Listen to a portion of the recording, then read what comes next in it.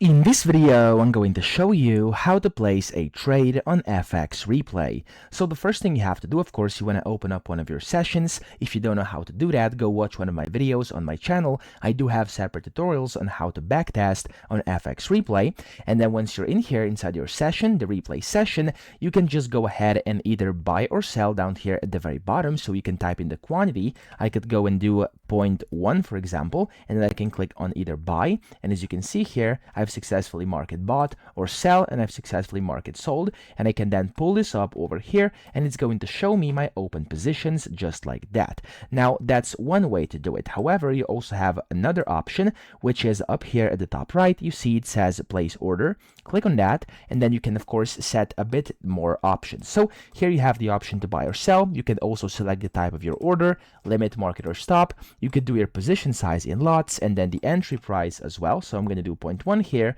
and I'm going to do a market this time. You can add in stop losses if you want to. You could add in take profits, auto break evens, etc., and also add in tags in case you want to play with them. Now after that, you can just click on save or save and journal, and there we go. You've successfully basically placed a trade over here on FX Replay. So that's how easy it is, and then you can just go forward and do your strategy. Now I hope this video helped you out. If it did, please subscribe to the channel and help me out as well.